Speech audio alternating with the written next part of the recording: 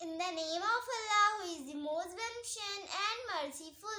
Assalamu alaikum friends. Welcome you all to our channel Learn with Maria.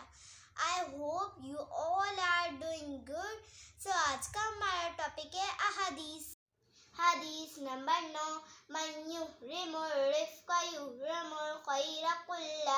तर्जुमा, जो शख्स नर्म आदत से महरूम रहा वो सारी भलाई से महरूम रहा। अल्लाह के रसूल सल्लल्लाहु अलैहि वसल्लम ने इरशाद फरमाया, जो शख्स नर्म आदत से महरूम रहा वो सारी भलाई से महरूम रहा। अब इस हदीस में जो है हमें नरमी की फ़जीलत और उसे आदत बनाने पर उभारा गया है और बताया गया है कि जिस तरह सोना गर्म होकर ज़ेवर बनता है, लोहा नरम होकर हथियार और मिट्टी नरम होकर खेतों को लहलहाने का सबब बनती है, इसी तरह इस्लामी तालीमात के मुताबिक की जाने वाली नरमी ऐसी खूबी है जिसकी बदौलत इंसानी रवैये में रहमत, शफ़क़त, शाइस्तगी जैसे खुशबूदार फूल खिलते हैं, जबकि बेजा सख्ती से इंसान की तबीयत में बेरहमी, जुल्म और ज़्यादती के कांटे उगते हैं।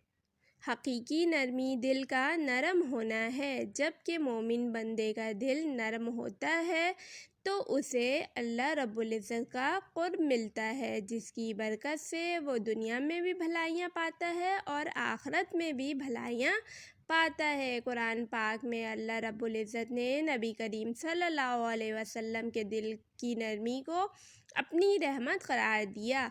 चुनांचे इरशाद होता है, तर्जुमा, ए महबूब तुम इनके लिए नरम दिल हुए।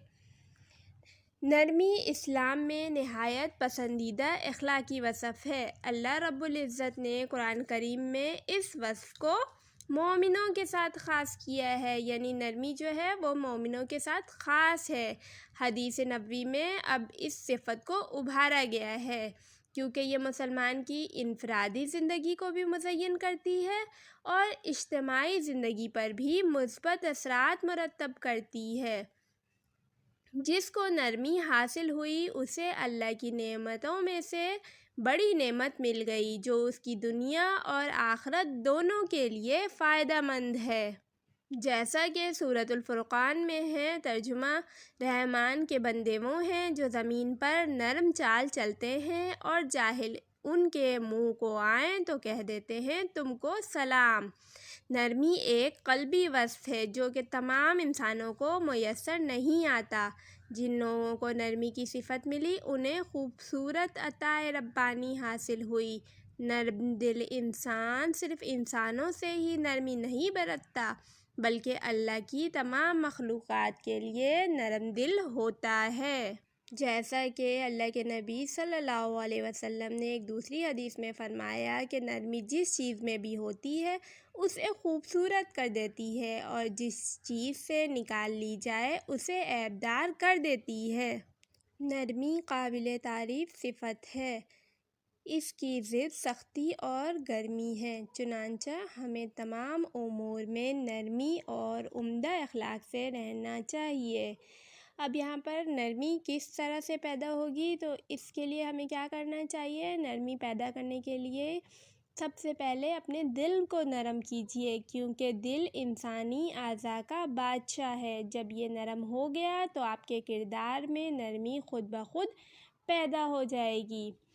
अब नरमी जो है किस तरह से पैदा होती है, तो ज़रूरत के मुताबिक गुफ्तगू करना, यानी बेजा गुफ्तगू ना करना, मौत को याद करना, भूख से कम खाना और हर तरह के गुनाहों से बचना, ये तमाम जो हैं दिल को नरम करते हैं।